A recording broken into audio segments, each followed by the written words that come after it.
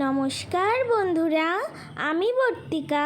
তোমরা দেখছো বর্তিকা রান্নাঘর। আজ তৈরি করব আনারসের চাটনি। তাহলে তোমরা দেখতে থাকো।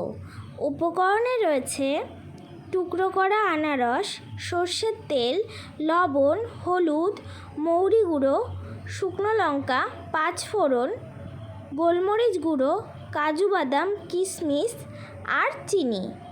কড়াইতে সর্ষের তেল দিয়ে দিলাম।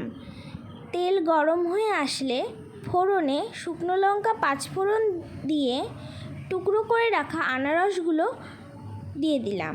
একটু ভাজা করে নিয়ে দিয়ে দিলাম কাজু বাদাম, কিশমিশ।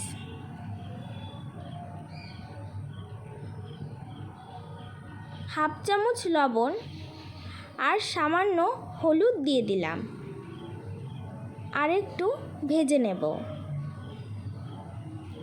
এবার ছোট বাটির 3 বাটি পরিমাণ জল দিয়ে দিলাম। ভালো করে মিশিয়ে নিয়ে ঢাকা দিয়ে রাখবো 10 মিনিটের জন্য। 10 মিনিট পরে আনারসগুলো খুব ভালো মতো সেদ্ধ হয়ে গিয়েছে। এবার দিয়ে দিলাম হাফ চামচ গোলমরিচ গুঁড়ো। ভালো করে মিশিয়ে নিয়ে 1 বাটির মতো চিনি দিয়ে দিলাম।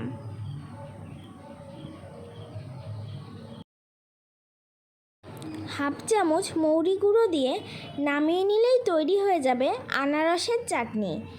শেষ পাতে এরকম চাটনি থাকলে আর কি চাই। বন্ধুরা, আমার এই রেসিপিটি যদি তোমাদের ভালো লেগে থাকে তাহলে লাইক, কমেন্ট, শেয়ার এবং আমার চ্যানেলটিকে সাবস্ক্রাইব করে দিতে ভুলো না। আর অবশ্যই এইভাবে একবার ট্রাই করে দেখো। আশা করি তোমাদের ভীষণ ভালো লাগবে। আজকের মতো টাটা।